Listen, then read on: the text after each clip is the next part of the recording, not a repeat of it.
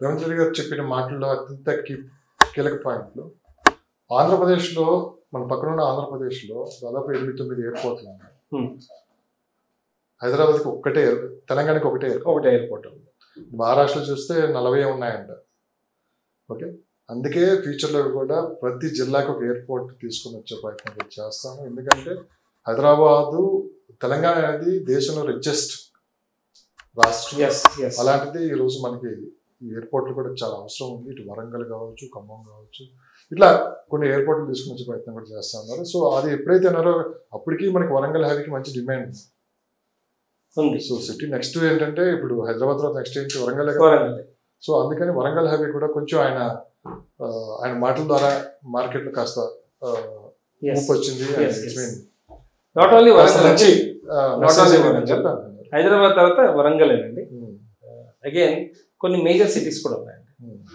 ఖమ్మం చాలా, ఖమ్మం గురించి ప్రత్యేకంగా కూడా చెప్పడం జరిగింది. వర్ది సిటీ అండి ఖమ్మం. ఎందుకు అంటున్నానంటే పోవర్టీ అంత లేదు ఖమ్మంలో. All people are well settled, well established people ఖమ్మంలో. Karimnagar one of the best city, Nizamabad one of the best city. ఈ లొకేషన్స్ అంతా కూడా చూడండి, డొమెస్టిక్ ఎయిర్పోర్ట్స్ అయితే రావు, అవసరం కూడా ఇంకా ఫ్యూచర్లో అని చెప్పి. అదే అంటే చాలా మందికి పెద్దగా ఇది సీరియస్గా అనిపించకపోయినా కానీ నిజంగా తెలంగాణ ఇప్పుడు ఎక్కడి నుంచి హైదరాబాద్ వచ్చి మనం ఫ్లైట్ ఎక్కాల్సింది. కానీ మన తిరుపతిలో, ఆంధ్రప్రదేశ్ తిరుపతిలో ఉంది, రాజమండ్రిలో ఉంది, వైజాగ్లో, విజయవాడ, తిరుపతిలో ఉంది, ఇట్లా చాలా వరకు ఉన్నాయి. సో దీనివల్ల ఎఫెక్ట్ ఎంతవరకు ఉండొచ్చు రియల్ ఎస్టేట్ అంటే? నాట్ ఓన్లీ హైదరాబాద్, మిగతా సిటీస్ కూడా డెవలప్ అవుతాయి. మెయిన్ ఎయిర్పోర్ట్ ఉండాలి. బేసిక్ గా డెవలప్ అవుతున్న సిటీస్ కి ఎయిర్పోర్ట్ మస్ట్ అండ్ షుడ్ ఉండాలి. సో దే ఆర్ అరుదులు. అంటే ఎవరు ఈ ఖమ్మం కానీ, వరంగల్ కానీ, కరీంనగర్ కానీ, నిజామాబాద్ కానీ, వీళ్ళు they need airport badly. Domestic airports అయితే కావాలి. సో ఇంకొక పాయింట్ కూడా ఇక్కడ మనం తీసుకుందామంటే హైదరాబాద్లో ఇన్వెస్ట్ చేసే వాళ్ళకి అత్యంత సేఫ్ ప్లేస్ ఏదైనా ఉన్నందుకు హైదరాబాద్ ఉంటారు. ఏ ప్రాంతాలను తీసుకోండి సేఫ్ ప్లేస్ అంటే ఫోర్త్ సిటీ అనొచ్చు. మీరు బెంగళూరు తీసుకోండి, ముంబై తీసుకోండి, చెన్నై తీసుకోండి, పూణే తీసుకోండి, ఢిల్లీ తీసుకోండి, మీరు ఎటైనానండి మొత్తం దేశం మొత్తం మీద ఒక్క హైదరాబాద్లోనే అత్యంత సేఫ్టీ ప్లేసు పోలీస్ డిపార్ట్మెంట్ గురించి కూడా ఆయన చెప్పడం జరిగింది. అవునండి, ఏషియన్ కంట్రీలోనే నెంబర్ 1 మన సిసి కెమెరాలు కంట్రోల్లో ఉండే సిటీ. చుట్టుకు మన తెలుసు అత్యంత సేఫ్టీగా ఉండే ప్లేస్ ఏదన్నా హైదరాబాద్. ఏషియాలోనే నెంబర్ 1 ఇదని చెప్పారు. అవునండి, అందుకే సేఫ్టీ, సెక్యూరిటీ, దాంతోపాటు మంచి క్లైమేట్, అసలు భవిష్యత్తులో వాటర్ ప్రాబ్లం రాని ప్లేస్ ఏదన్నా ఉన్నందుకు హైదరాబాద్ అంతే. దాంతోపాటు ఒక కొత్త సిటీకి దూరంగా నిర్మాణం అవుతుంది.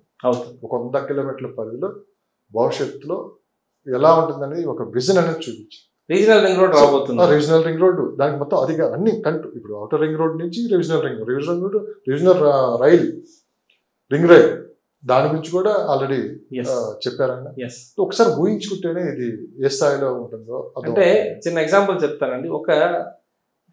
ఈరోజు ఢిల్లీ తర్వాత ఏ సిటీ అంటే ఎక్కువగా ముంబై ఇవన్నీ గుర్తొస్తాయి అందరు, చెన్నై.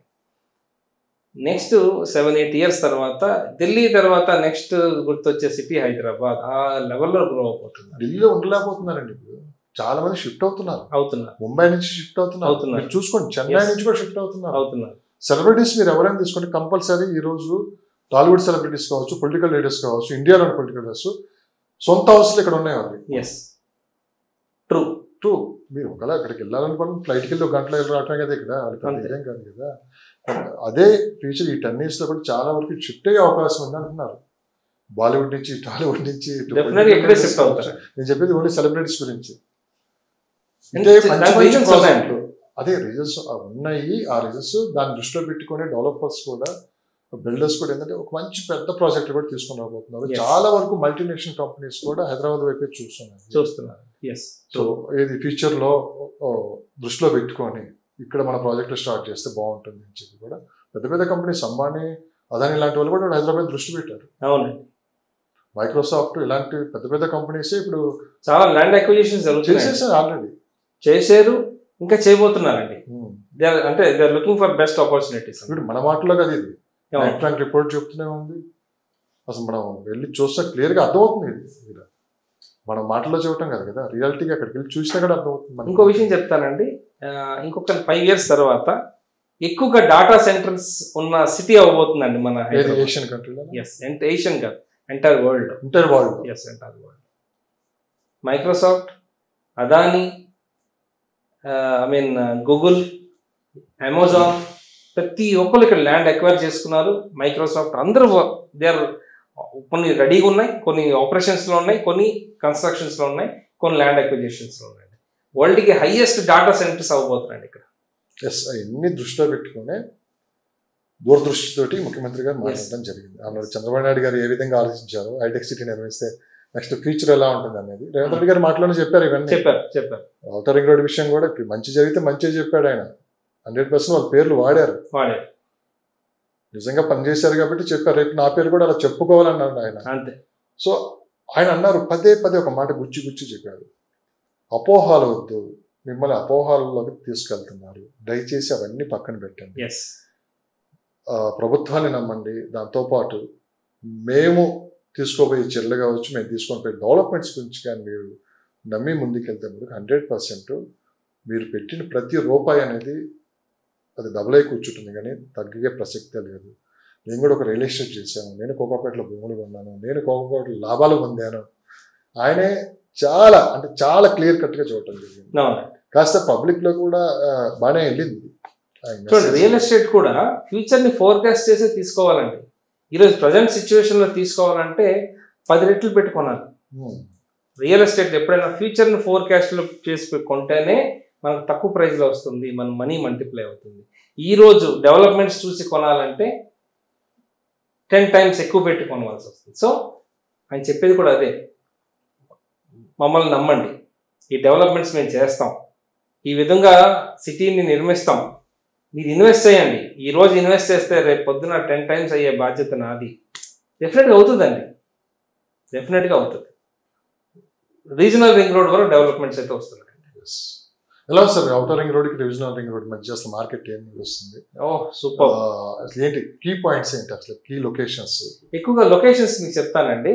ఈ ఓఆర్ఆర్ నుంచి రీజనల్ రింగ్ రోడ్కి మధ్యన 60 రేడియల్ రోడ్స్ వస్తున్నాయండి. Radial roads from all parts of ORR నుంచి all parts of regional ring రోడ్కి కనెక్ట్ అవుతుందండి. ఈ radial road size 150 feet roads అండి. సో పెద్ద రోడ్స్ రాబోతుంది. 60 feet to 100 feet రోడ్స్ కావు, 150 feet రోడ్స్ అండి రేడియల్ రోడ్స్.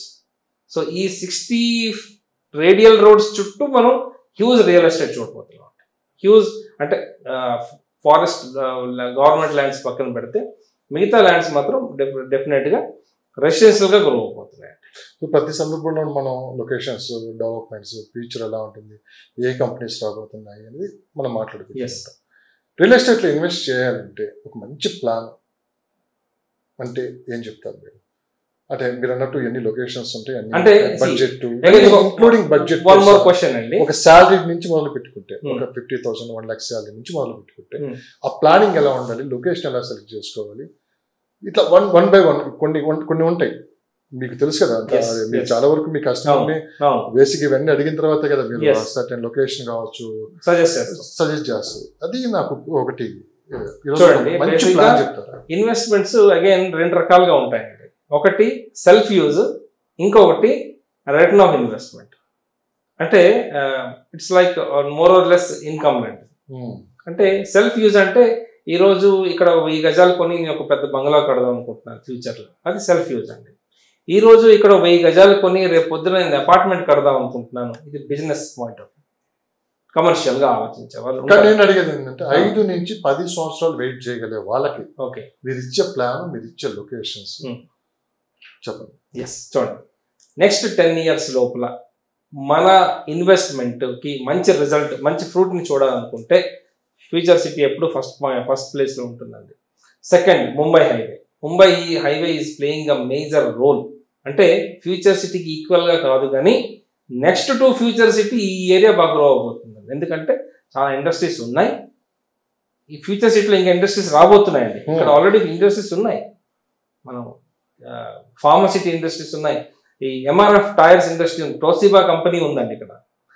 ఈవెన్ 13,000 acres లో నిమ్స్ ఉందండి జహీరాబాద్ దగ్గర. సో చాలా ఇండస్ట్రీస్ ఉన్నాయి, ఎంప్లాయ్మెంట్ ఉందండి. ఇంకా దాదాపుగా 7 లక్షలు 6 లక్షల ఎంప్లాయ్మెంట్ రాబోతుంది ముంబై హైవే.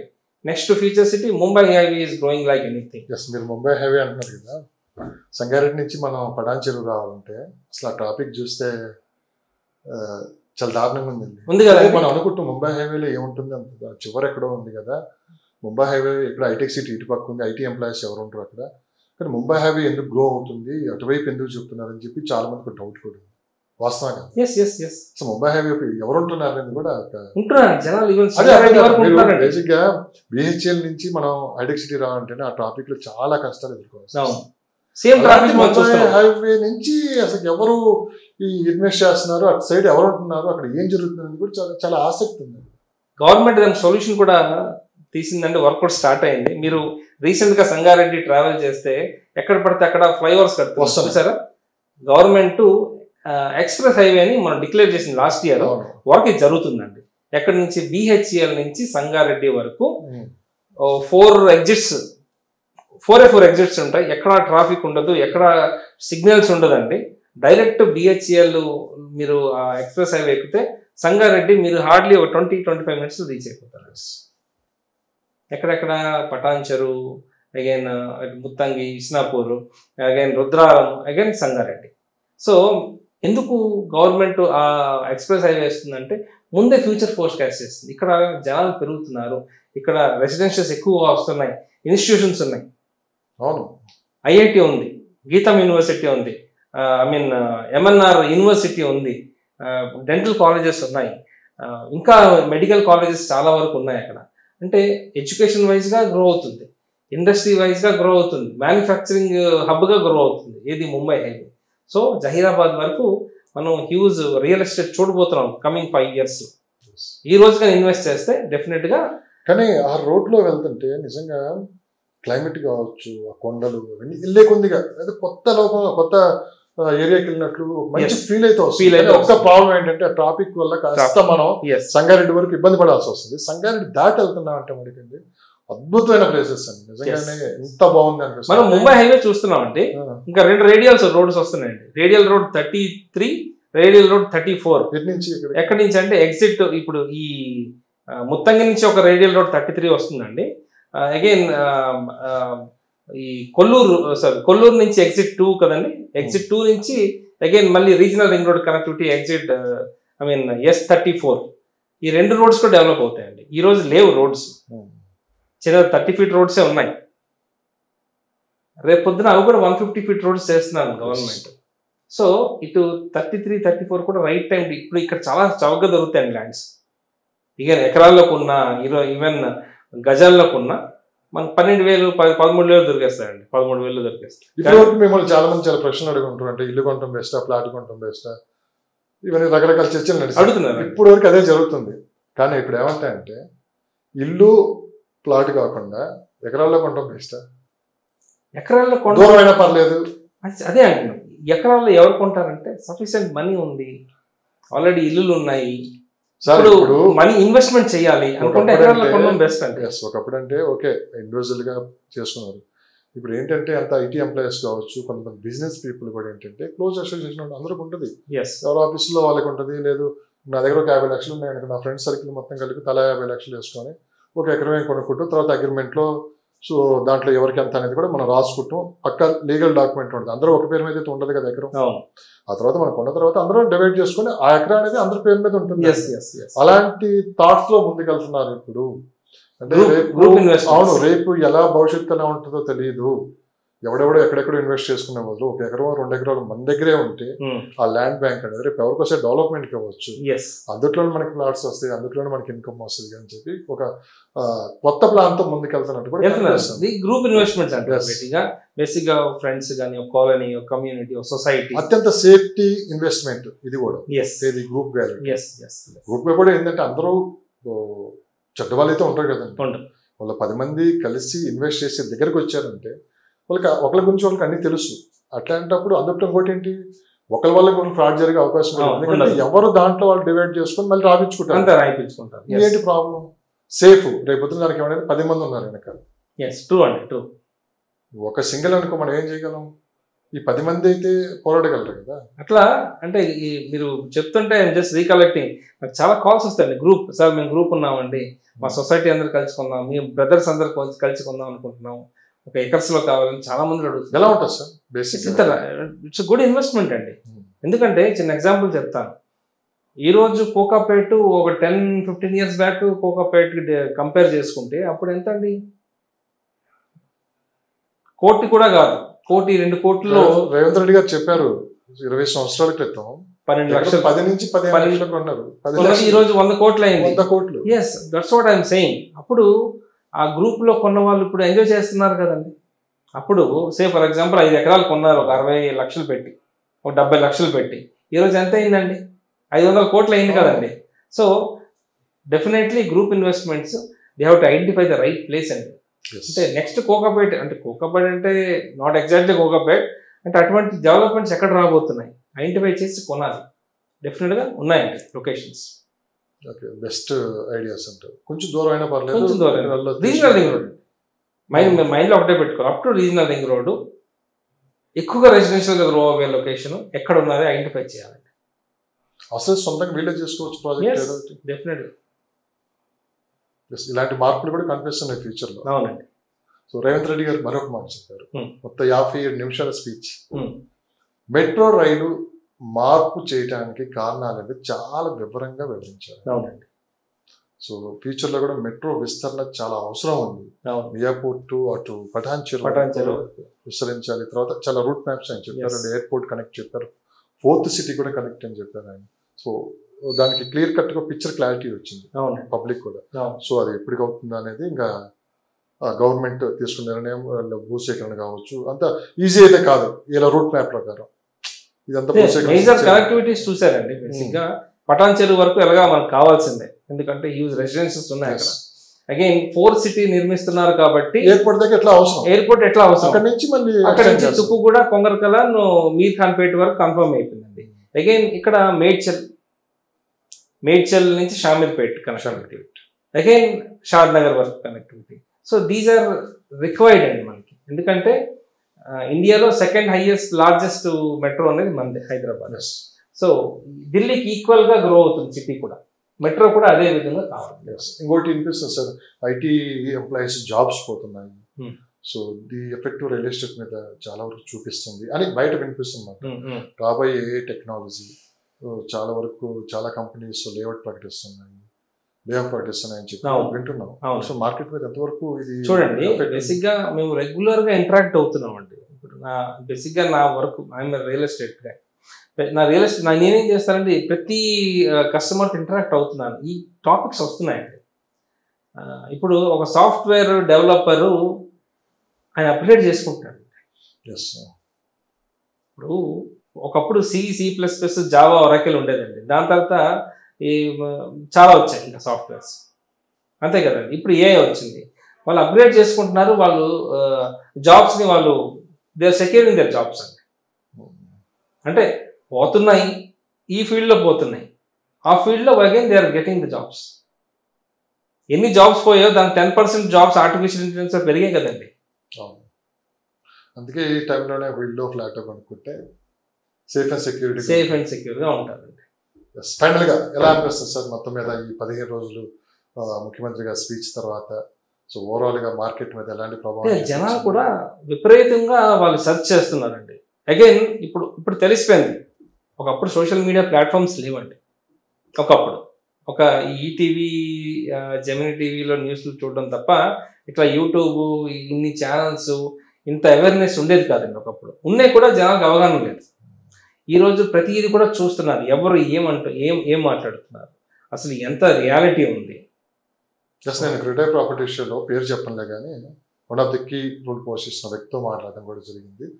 సో అంటే మార్కెట్ పడిపోయిందని చెప్పి మాట వినిపిస్తుంది సార్. ఇప్పటికే హైదరాబాద్ ఇమేజ్ కూడా కాస్త ఈ రియల్ ఎస్టేట్ పరంగా డ్యామేజ్ అయ్యే అవకాశం కూడా కనిపిస్తుంది. నేను అడిగినప్పుడు అనవసరమైన ప్రాపగండ మీరే చేస్తున్నారంటే ఇట్స్ మీరు సోషల్ మీడియా చేస్తున్నారు. మా మార్కెట్ చాలా బాగుంది, మీరు గ్రౌండ్ లెవెల్లో ప్రతిదీ పరిశీలించి మాట్లాడండి. ఈ సోషల్ మీడియా రకరకాల ఇవన్నీ వచ్చిన తర్వాత ఏది నిజం ఏది అబద్ధం అనే ప్రజలు కూడా ఒక గందరగోళ పరిస్థితులకు నెట్టేశారు. మీరు మాకున్న రిపోర్ట్స్ ప్రకారం మాకున్న ప్రాపర్టీ ఇష్యూకి వచ్చి చాలామంది పాల్గొన్నారు. సో మీకు చూస్తే అర్థం కావట్లేదా ఏంటి అనేది. సో నిజమే మీరు అన్నది ఒక మాట, ఏది ఒక 10 to 15% మార్కెట్ మీద ఎప్పుడు ఉంటుంది. అనవసరమైన ప్రాపగండాల వల్ల ఇదంతా జరుగుతుంది. అండ్ ముఖ్యమంత్రి గారు కూడా అదే మాట మాట్లాడారు. హైదరాబాద్ బ్రాండ్ ఇమేజ్ ని దెబ్బతీయడానికి మాత్రమే కొంతమంది పనిగట్టుకొని మార్కెట్ పడిపోయింది, మార్కెట్ లేదు, ఇన్వెస్ట్ చేయొద్దు అని చెప్పి రకరకాలుగా మాట్లాడుతున్నారు. సో దానివల్ల మార్కెట్ మీద ఎఫెక్ట్ పడింది, కానీ మిగతా ఏది కాదని చెప్పి కూడా బల్లగుద్ది మరి చెప్పారు.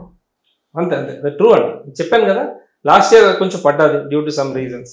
ఆల్మోస్ట్ 50% రికవర్ అయిందండి. ఎట్లా రికవర్ అయిందంటే జనాలు ముందుకు వస్తున్నారు, తెలుసుకున్నారు, ముందు జాగ్రత్త పడి ఏది కొనాలి ఏది కొనకూడదు తెలుసుకొని ఇప్పుడు వచ్చి కొంటున్నారండి. సేల్స్ ఇంక్రీజ్ అయ్యి టర్న్ ఓవర్ పెరిగిందండి. ఇంకో మాట అన్నారు ఫైనల్గా, మీకు రియల్ ఎస్టేట్ పరంగా ఎటువంటి సమస్యలు ఉన్నా, ఎలాంటి పర్మిషన్స్ అయినా ఏదున్నా కానీ మీరు మమ్మల్ని కన్సల్ట్ అవ్వండి. ఖచ్చితంగా ఎక్కువ రోజులు తీసుకోము. మ్యాక్సిమం ఆ ప్రాబ్లమ్స్ ఎక్కడెక్కడ ఏమి అన్ని క్లియర్ చేసి పంపిస్తాం. ఒక భరోసా మీకు ఇస్తాను, భయపడొద్దు, మీరు ముందుకెళ్ళండి అని చెప్పి కూడా హామీ ఇచ్చారు. సో బిల్డర్స్ లో కావచ్చు, డెవలపర్స్ లో కూడా చాలా సంతోషం అయితే వ్యక్తం చేస్తారు. ఈ గ్రౌండ్ లెవెల్లో తర్వాత ఏం జరిగింది ఏంటి అనేది వాళ్ళు చెప్తారు ఉంటారు. సో మొత్తం మీద మార్కెట్ మీద కాస్త ప్రభావం చూపించి బూస్టింగ్ ఇచ్చినట్లేనా? ఇచ్చారు. ఒకప్పుడు చూడండి పర్మిషన్స్ లేవు, రావట్లేదు అనుకున్నామా, ఇప్పుడు ఒక 1 by 1 పర్మిషన్ బయటకు వస్తూనే ఉన్నాయి. ప్రతి లొకేషన్స్ కి పర్మిషన్ వస్తున్నాయి. Even high rise projects, villa projects, plot projects అందరికీ HMD permissions, RERA permissions every day news వింటున్నాం. సో గవర్నమెంట్ కూడా ఇట్ ఈస్ కోఆపరేట్ చేస్తున్నారు రియల్ ఎస్టేట్ కి, కస్టమర్స్ కొనే వాళ్ళకి, బిల్డర్స్ కి. చాలా మంది కాస్త స్తబ్దత అని చెప్పి రకరకాలుగా అంటే బయట చెప్పుకోలేకపోయినా కానీ కొంచెం ఈ 3 years 2 years అయితే కాస్త ఇబ్బంది పడిపోవడం వస్తుంది. సో ఇలాంటి సందర్భంలో ఒక ముఖ్యమంత్రి స్థాయి వ్యక్తి గంటపాటు రియల్ ఎస్టేట్ ఫ్యూచర్ ఎలా ఉంటుంది, డెవలప్మెంట్స్ ఏంటి, వాళ్ళు తీసుకునే డెసిషన్స్ ఏంటి అనేది ప్రజలకు వివరించడం, దాంతోపాటు మీరు అంటే బిజినెస్ చేస్తూ ఉంటారు, తర్వాత సలహాలు ఇస్తూ ఉంటారు వ్యక్తిగతంగా, ఇవన్నీ మీకు ఏమనిపించింది సార్ ఓవరాల్గా? అంటే కాస్త ఉపశమనం లభించిందేనా? రిలీఫ్ వచ్చింది. నాకే కాదు, రియల్ ఎస్టేట్ లో అందరికి రిలీఫ్ వచ్చిందండి. ఇప్పుడు ప్రతి ఒక్కరు కూడా అంటే ఒకప్పుడు అంటే ఫెయిల్యూర్ మాట్లాడుకుండేవారండి, ఇప్పుడంతా సక్సెస్ మాట్లాడుతున్నారండి మార్కెట్. పబ్లిక్ కూడా ముందుకు వస్తున్నారు. ఎందుకంటే ఈ అవకాశాలు దొరకవు, ఎందుకంటే మార్కెట్ స్టాగ్నెంట్ అయింది. ఇప్పుడు ఇన్వెస్ట్ చేస్తానంటే ఫ్యూచర్ రిటర్న్స్ వస్తాయని తెలుసుకొని వస్తున్నారు. డెఫినెట్గా వాళ్ళు కంపేర్ చేసి తీసుకుంటున్నారండి. సో థ్యాంక్ యూ అండి. చూద్దాం నెక్స్ట్ ఒక 6 months అయితే కానీ మార్కెట్ మీద ఎలాంటి ప్రభావం చూపించింది. మార్కెట్ దాదాపు పుంజుకుంటుందని అనుకుంటున్నాం. ఒక 6 months అయితే కానీ ఒక క్లారిటీ వచ్చే అవకాశం ఉంది. ఏదేమైనా కానీ పరిస్థితులు చూస్తుంటే రేట్లు తగ్గే ప్రసక్తి అయితే కనిపించట్లేదు. రేట్లు ఇంకా పెరిగే అవకాశం ఉంది, కానీ రేట్లు తగ్గుతాయని చెప్పి చాలా మంది వెయిట్ అండ్ సీ దూరంలో ఉన్నారు. ఖచ్చితంగా మనకున్న సమాచారం కావచ్చు, మనకి ఎప్పటికప్పుడు మనం అప్డేట్స్ తీసుకుంటూ ఉంటాం కాబట్టి రేట్లు అయితే తగ్గే అవకాశం అయితే లేదు, కానీ పెరిగే అవకాశం కనిపిస్తుంది.